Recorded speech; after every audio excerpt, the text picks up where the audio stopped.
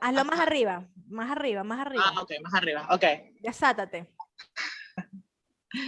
Ok, ¿cuándo? Claqueta. Hola a todos y a todas y a todes de nuevo. Bienvenidos, bienvenidas, bienvenides a nuestro segundo programa de Procomadreando. El día de hoy, en esta semana victoriosa, patriota, heroica, celebrando la batalla de Carabobo. Y hacemos, bueno, un vuelvan Britney, dirían por ahí, como saltamos, ¿no? De Britney Spears, hablar ahora de la batalla de Carabobo. ¿Cómo estás, comadre Úrsula? Estoy muy contenta de este segundo programa. La intención es que podamos estar todos los jueves a las 7 de la noche hablando de distintos temas comunes e interesantes. Y bueno, sí, ahora nos toca el bicentenario de la batalla de Carabobo, que cada año recordamos cómo los distintos gobiernos que hemos tenido lo recuerdan y lo recuerdan. Pero ¿por qué es importante la batalla de Carabobo? Y hoy queremos un poquito ahondar acerca de la historia, la estrategia, quiénes participaron, la importancia y también darle una visión y una perspectiva feminista autónoma desde las comadres púrpuras. Y también esta batalla, recordemos, se enfrentan dos bandos, que es el ejército patriota, que principalmente estuvo liderado por Simón Bolívar y José Antonio Páez. Por otra parte, el ejército realista, que estaba liderado por el español Miguel de la Torre, que representaba al imperio español.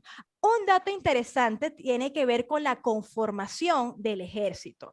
Esto es un punto que en estos días nos pusimos ahí a chismosear un poco entre la comadre. Tenemos el monóculo puesto. Tenemos O sea, el monóculo estamos puesto. súper con el monóculo puesto. O sea, hoy estamos súper con nuestro monóculo. Por favor, les agradecemos que antes de escuchar este programa se pongan un monóculo. Si no, no les va a llegar la información. Bueno, somos unas bachilleres consecuentes, porque una de las cosas que hay que tener claro acá es que, bueno, las perspectivas para analizar la historia son diversas. Y, por cierto, Carreño y su servidora éramos extraordinarias en historia de Venezuela. Aparte que nos sentábamos atrás y lanzábamos taquitos. Mentira, mentira, yo tengo que confesarlo, mentira. Yo será buena, yo será buena. Oye, o sea, tú eras buena escuchando Britney Spears, eras fanática de Britney Spears y ahí también eras buena en historia. O bueno, sea, ¿qué para pasa? que tú veas, una mezcola, un sincretismo bellísimo cultural. O sea, yo odiaba a Britney Spears, odiaba la historia y ahora me gusta Britney Spears. Wow. Y bueno, amo la historia de Venezuela. Ay, la amas, te derrites amo la historia, me parece que es interesante. Y me parece que es interesante por cuáles eran los intereses de por qué la gente iba a la guerra. O sea, ¿tú crees que la gente iba a la guerra por defender la nación de Venezuela, por defender la Gran Colombia? ¿Por qué crees? O sea, ¿tú crees que ese era el llamado de la gente? No, creo que a muchas personas no les quedó de otra. No les quedó de otra y fueron tratadas como botín de guerra. O sea, si bien participabas en un bando porque iban pasando por ahí los patriotas, tenías que obligatoriamente sumarte al bando patriota. Al igual, si pasaban por ahí luego los realistas, tenías que sumarte al ejército realista. Hubo una mezcolanza de la participación que una persona pudo haber participado fácilmente en cualquiera de los dos bandos. Y no le quedaba de otra, la poca productividad que se generó en la guerra, porque la guerra se convirtió en una forma de la economía venezolana. Eso también es importante tomarlo en cuenta. La guerra fue tramando su propia lógica económica, que la gente eso de producir, ay, lo que hacían los llaneros, vamos a ir con el ganado, mija, no, eso no, eso es la lógica de guerra, se consumió por completo la posibilidad productiva del país. Eso tiene que ver mucho con la actualidad y esto tomémoslo como un dato para verlo más adelante, porque de por sí la gente fue tratada como botín y por otro lado, la lógica de la guerra era a través del botín, es decir, tú lo que peleabas te lo quedabas. Y así también fue la repartición del país posteriormente una con los caudillos. ¿Equitativa o no equitativa de las tierras? No, por supuesto que no fue una repartición equitativa, porque cuando los soldados le daban una tierra, es decir, este puñadito de tierra es para ti. ¿Cómo tú vas a producir esa tierra? Ah, tú no podías producir la tierra, no podías contratar gente para poder mantener tu propia granja, tu propia producción, y se la terminabas dando al gran caudillo. ¡Ay, qué casualidad que el gran caudillo era Páez! ¿No? Entonces, esa lógica terrateniente. No te metas con Páez, no te metas con Páez. No te metas con Páez, que el pana jugó un papel clave con el batallón de los Bravos de Apure. Bueno, sabes que supuestamente, como dicen por ahí, los chismes de las malas, de los bajos fondos, hay un libro de Aristide Medina Rubio, donde menciona que Páez, cada vez que iba a la batalla, convulsionaba, o sea, tenía las lanzas, una en cada mano, y se abalanzaba y convulsionando y peleaba. Supuestamente Páez era un hombre muy vigoroso, un hombre muy, muy fuerte. Y eso es algo muy característico de la batalla también de Carabobo, haciendo un inciso a lo que tú estás mencionando, porque nuestro ejército patriota, podríamos, en comparación con los ejércitos europeos, no era un ejército regular, o sea, no era un ejército que cumplía las normas específicas como de vestimenta, como de estrategia a nivel organizacional y de jerarquización, que muchos ejércitos sí cumplían en Europa. Era muy particular nuestra realidad. De hecho, se menciona que los patriotas seguían no a líderes por jerarquía, sino eran líderes por actuación, o sea, eran líderes por el trabajo que hacían, quién era el más fuerte, quién era el que peleaba más. Y a partir de ahí se construían los líderes. Y además, además que nuestro ejército la batalla se dio, fue a partir de lanzas, de cuchillos, de machetes afilados. No hubo una gran infantería, no hubo una gran cañones, tipo esa recreación que uno tiene de las guerras europeas, de pim, pum, pam, detrás de la montaña, lanzando el cañón. No, o sea, esto fue una guerra que Bolívar pensó muy de realidad, me quedo pegada como una chicharra, de realizarla en los llanos, en un sitio plano, ¿no? Que fue todo lo que es esa llanura de lo que hoy es el campo de Carabobo, cerca de Tinaquillo, cerca de todo lo que es ese sector, frontera con Cojedes, sí, eso es frontera con Cojedes, si no me equivoco mal en mi mapa de Venezuela, que permitió establecer la victoria contundente de nuestros patriotas. Me encanta cuando te pones patriota y te pones nuestros soldados, nuestro territorio, nuestra Venezuela. Qué bella te ves. Estás de cuña. Qué bella, qué linda, qué bella, qué linda, qué bonita. Bueno, también es válido recordar cómo estaba conformado a nivel cuántico. La cantidad de personas, de soldados que estuvieron dentro de cada grupo. Los realistas lograron reunir alrededor de 4.000 soldados y en el caso del bando patriota lo formaban unos 10.000 hombres. Es interesante saber que la batalla de Carabobo fue una hazaña, así bien como lo estaba recordando la comadre Carreño en cuanto a estrategia.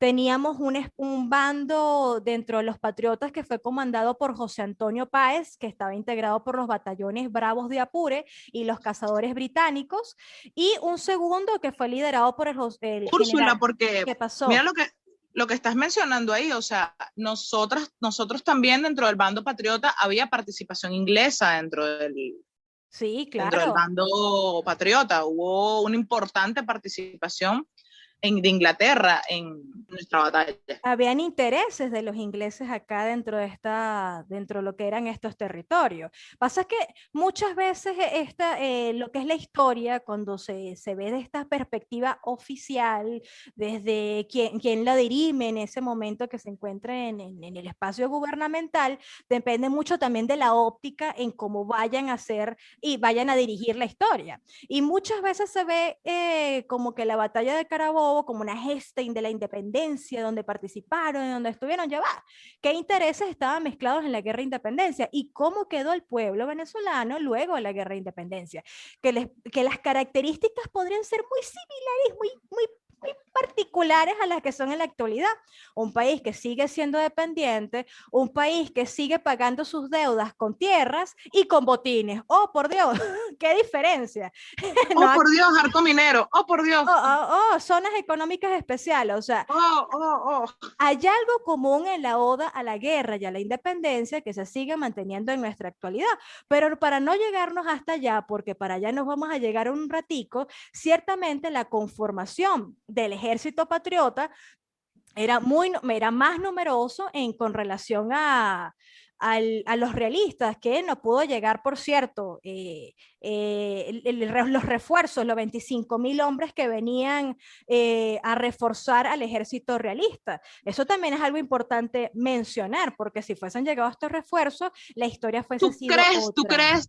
Ajá, tú crees, pero yo creo que la historia, aquí haciendo una especie de máquina del tiempo, yo creo, o sea, que la batalla de Carabobo venció no solamente por la cantidad de hombres que tenían cada bando. O sea, creo que lo importante fue la estrategia que usó Bolívar para poder desplazarse por todo el territorio, de todos los flancos que él tenía. O sea, cómo Bermúdez y Cedeño estaban en la parte de oriente, estaban lo que es Miranda, lo que es hoy Miranda, y cómo esa estrategia de dispersión logró controlar el centro del país, ¿verdad? Y permitió que el bando de los realistas no avanzara hacia el occidente del país, permitió que no avanzara y así poder Bolívar junto con Páez acorralarlos a todos en Carabobo. Entonces, es interesante cómo se plantea el escenario bélico y cómo Bolívar, sí, teniendo aún más hombres, creo que no es por la cantidad de hombres que se vence en la batalla de Carabobo, creo que es por la cantidad, es por la estrategia que se emplea para poder acorralar al enemigo. Bueno, un papel fundamental que cumple dentro de esta batalla son los llaneros. Los llaneros tienen una experiencia en cuanto a lo que significa, primero, el tipo de caballo. Es un caballo que viene de recorrer grandes extensiones, son caballos que vienen entrenados. Y aparte los llaneros y las lanzas cobran un papel como un arma larga de ataque. Lo más característico, nosotros... Sí.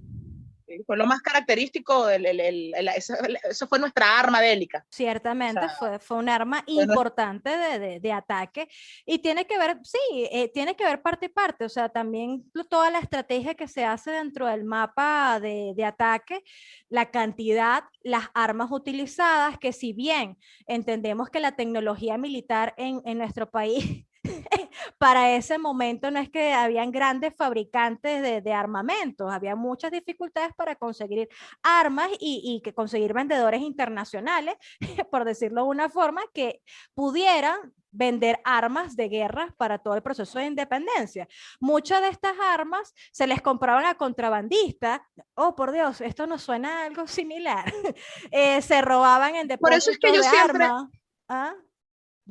Yo siempre he creído que lo que cambia, o sea, cambia de la historia mucho son las condiciones materiales, ¿no? Sí. Pero que a veces hay muchas realidades que se siguen manteniendo de la misma forma, así como cuando la gente piensa, bueno, nos independizamos de España, ya no somos para quién fue la independencia, ¿no? ¿Quiénes se independizaron? Que es la pregunta que se hace dentro de todos los procesos de independencia. O sea, la independencia fue para los que no tenían dinero. ¿Para quién realmente fue la independencia?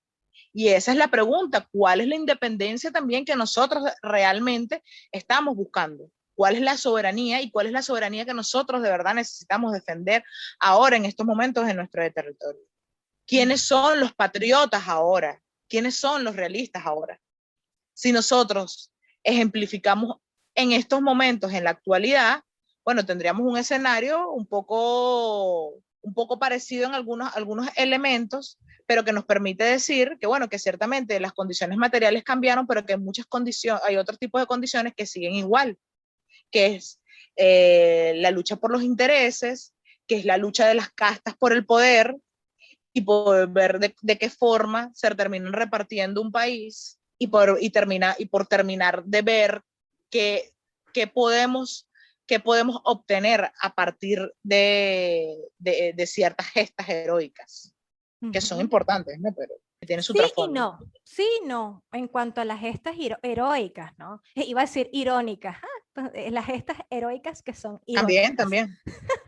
Bueno, pero la tecnología militar en la batalla de Carabobo fue bastante fueron robadas, se le quitaron algunos combatientes caídos, algunas se inventaron, y bueno, por eso es que las lanzas cobran un valor muy importante, porque a falta de los otros tipos de armas que generalmente utilizaban los realistas, las lanzas y su fabricación terminaban siendo letales, y de paso, una lanza en mano de un llanero es un arma que ciertamente era fulminante en su acto de buscar muerte, porque eso es otra de las cosas que están ahí presentes en lo que es la guerra. Y tú sabes que esas lanzas medían aproximadamente entre 3 y 4 metros de longitud, oscilaban en eso, o sea, y pesadas. Unas lanzas y pesadas.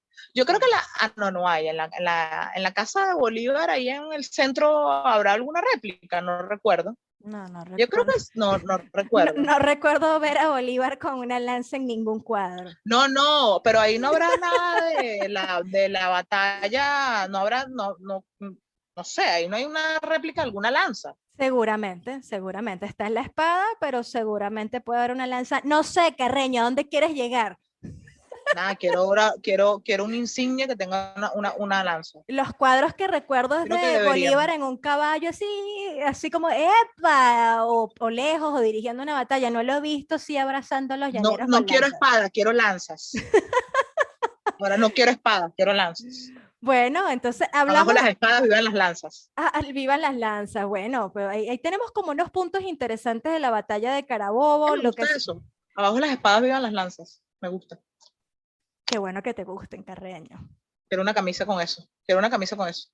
Conversamos acerca de la estrategia. Ya tú estabas hablando un poco de la estrategia de la dispersión que se estaba orquestando dentro de la batalla para poder sorprender al enemigo con toda una embestida que se hace a través de los distintos componentes y batallones que tenía el ejército patriota, que lograron espantar a los realistas de este territorio venezolano. Y comentábamos que el 60% o más del 60% del ejército estaba conformado por venezolanos. Muchos historiadores sostienen que la guerra de independencia, la guerra civil de independencia en Venezuela, fue una guerra de venezolanos con venezolanos. Contra venezolanos, exactamente. De venezolanos contra venezolanos. Fue un territorio que plenamente se dio para la guerra. El espacio de la producción fue apartado, y la lógica de importación también tiene mucho que ver desde el momento de la independencia, ¿ok? Lo que significa la alimentación de todo el ejército, lo que significaba mantener al ejército, lo que significaba también apropiarse de otros territorios. Es decir, la lógica de guerra se mantiene en nuestra actualidad, y por eso queríamos traer acá el tema de la batalla de Carabobo, aparte de su estrategia, cómo estaba comprendida, la importancia de los llaneros, que los llaneros también salieron con las tablas en las cabezas, porque los llanos era una zona bastante productiva del país, y producto de tener que obligatoriamente participar en la guerra, ellos tienen que abandonar, ellas, la población entera de los llanos venezolanos se ve obligada a participar en la guerra, ¿ok? En una guerra que al final era contra el rey de España, en una guerra que al final eran con los mantuanos de acá. ¿Con quién fue la guerra en realidad? Entonces son uno de los puntos que nos llevan a nuestra actualidad y todo lo que se ha enarbolado alrededor del bolivarianismo. ¿Y qué significa este bolivarianismo? ¿Okay? Y te pregunto... Oye, Úrsula, menos mal que estás enferma hoy. Sí, estoy delirando un poco, pero... Sí. Menos mal que te sientes un poco afligida hoy. Ya vemos que estos temas te apasionan. Suelen gustarme, más lanzarlos junto a ti, mi amor, hablar de guerra y de batalla. Tú eres profundamente nostálgica de lo que significa el patriotismo, o tú eres una mujer que rompe con estos ideales de la patria. Oye, yo creo que es importante la mística dentro de esa historia romántica, ¿no? Para conformar la nación. Y que creo que obviamente eso es un elemento que se utiliza dentro de la historia oficial para poder gestar ese sentimiento patriótico de unión y de que sabemos y de saber de que se puede enfrentar al enemigo, ¿no? O sea, pero creo que seguimos en la misma lógica, ¿no? Quienes enfrentan al enemigo, entre comillas, y para qué enfrentas al enemigo, ¿no? ¿Quién es ese enemigo? Y para qué se sigue utilizando ese discurso de defender la patria, de defender la nación contra ese enemigo externo que existe, contra esos realistas, y que al final, ¿quiénes somos los que terminamos beneficiándonos o quiénes somos los que nos terminamos viendo dentro de todo ese proceso? O sea, ¿quiénes somos los que terminamos ganando? Y si es que se termina ganando en esta batalla y no ocurra como nos demuestran los procesos históricos independentistas, que son procesos históricos que terminan independizando a una clase política, a una clase económica, pero que no terminan cambiando las condiciones reales de los contextos sociales o políticos. Bueno, si cambian los nombres, tú en estos días no estabas recordando los grandes cambios que hacen los gobiernos. Bueno, ahí hablando, bueno, fíjate tú que ahora con ese tema del cambio de la autopista, yo sí creo que, bueno, obviamente lo simbólico es referente y que lo simbólico transforma la realidad y que hay que cambiar esos elementos simbólicos para transformar las subjetividades, ¿no? Pero es que a mí me da mucha risa nuestro país porque a mí me da mucha risa. En esto ya estaba leyendo que decía algo como que, bueno, ¿por qué le cambian el nombre de la autopista Francisco Fajardo a Huaycaipuro y nosotros todavía le seguimos diciendo PTJ al 6CPC? O sea, ¿cómo pretenden que nosotros ahora le vamos a llamar? Mira, vete por la Huaycaipuro. No, que la Huaycaipuro y cola. La gente va a decir, ¿estás en el mercado Huaycaipuro o qué? Sí, por la Huaycaipuro me siento libre. Yo hubiese apostado por otro nombre, marica. O sea, yo le hubiese puesto otro nombre, no específicamente Huaycaipuro.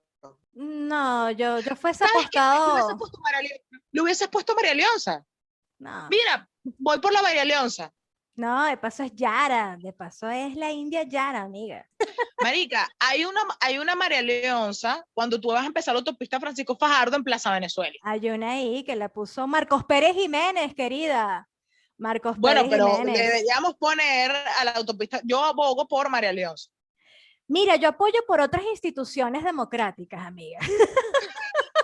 Yo quiero el nombre de María Leonza. Yo quiero el nombre de la María Leonza en la autopista Huaycaipuro. Mira, yo quiero que se llame María Leonza.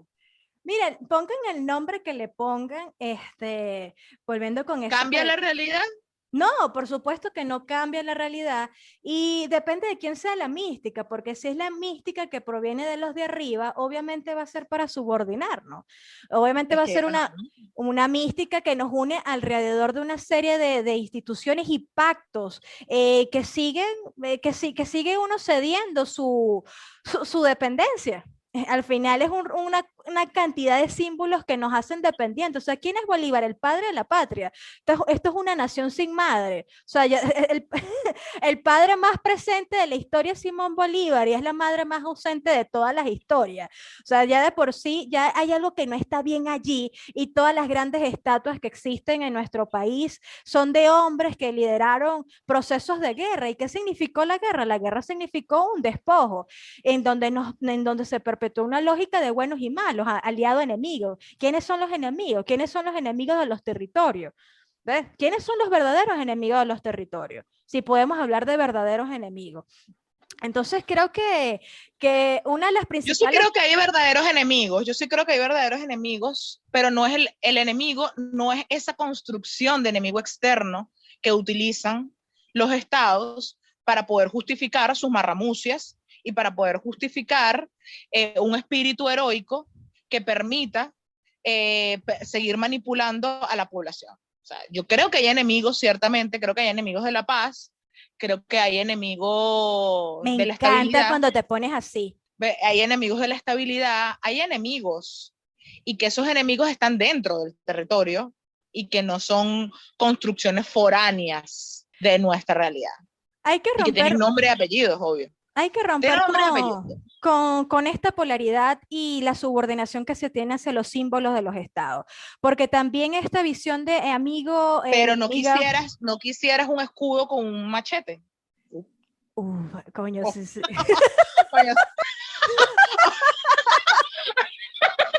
Ok, ya va. Esto sonó súper falsatrista. Esto sonó... Ok, tú sabes de lo que estoy hablando. No te rías que eres feminista. No te rías que eres... Mira, no sé, todo. No, bueno, sí, quiero un escudo. Y como símbolo, no sé, no he pensado en eso, amiga. Oops, I get it again. Mira que, oye, Pero tenemos cálmate, no te pongas roja, hasta se te quitó la tos. hay que resignificar los símbolos, ciertamente Está bien. hay que Por eso, resignificarlos, hay que tener también nuevos símbolos, hay que destruir viejos símbolos, hay que tumbar las estatuas. Yo creo que sí tiene que haber un proceso en que nos reencontremos en otro simbólicamente debe punto. haber un proceso de transformación. Otro proceso de transformación que no pasa por Bolívar, que no pasa por Páez, que no pasa por Boves, que no pasa por ningún hombre, que no pasa por ninguna mujer, sino que pasa desde los procesos, desde los de abajo, desde el pueblo. Úrsula acaba de decir que no tiene que girar alrededor de Boves. No, a ninguno de ninguno de ellos. Entonces tiene que, o sea, la historia no la podemos seguir viendo desde los procesos de los estados ni la conformación de los estados. Hay una historia importante que es la historia insurgente, es la historia rebelde, es la historia de la gente que sostiene la guerra, de los cuerpos que sostienen la guerra. Hay una historia de muchos y muchas que participaron y que de muchas que no se vieron beneficiados de absolutamente nada. De nada. Y que ciertamente la independencia, nuestra independencia fue una independencia para las castas. Sí. No fue una independencia para el pueblo llano, no fue una independencia para los indígenas. Creo que fue una independencia para la conformación de una nación y de un estado con una misma lógica de jerarquización de poder, de discriminación y desigualdad a la hora de conformar una nación, bajo los mismos estructuras morales y éticas de una sociedad oxidada como es España, como era el Reino de España. Es una reflexión para este programa, que bueno, ya hemos terminado nuestro tiempo el día de hoy, ha sido muy apasionado, y esto incurre en muchas otras reflexiones que creo que tú has mencionado y que son muy importantes y que nos permite, por lo menos como siempre decimos, pensar. Eso es lo importante. Cuando seamos capaces de pensar y reflexionar a partir de nuestra realidad, reflexionar a partir de nuestro pasado, creo que ahí es donde está la clave para la transformación de todos y de todas. Bueno, excelente, querida comadre Carreño. Bueno, nos dimos hasta abajo en esta conversa que fusionó lanzas, machete y bueno, quería sumar esto antes de finalizar y es como un pequeño aporte desde el feminismo autónomo. Creo que el feminismo puede hablar de cualquier cosa, ¿no es así, Carreño? El feminismo se puede meter por cualquier lado, puede tocar cualquier tema. El feminismo es transversal a la vida de quienes lo practicamos. A todo. Y desde la batalla de Carabobo, de la batalla de Carabobo, así como también nuestro primer programa acerca de Britney Spears, que más allá de ser dos puntos distintos y equidistantes acerca de sujetos dentro de la historia, toca algo que es la estructura. una estructura que se mantiene, que es constante, que es la violencia presente y que se manifiesta en los cuerpos. Y vemos una distribución desigual del poder. Y aparte de esto, vemos también que con este tema de la guerra, cómo los cuerpos se ven sometidos y obligados a participar sin quererlo, a vender su mano de obra barata para la sobrevivencia, a dejar sus casas para sumarse a un ejército lejano, a un ejército que no tiene nada que ver con sus decisiones. Entonces, para nosotros es fundamental, bueno, traer a colación dos cosas.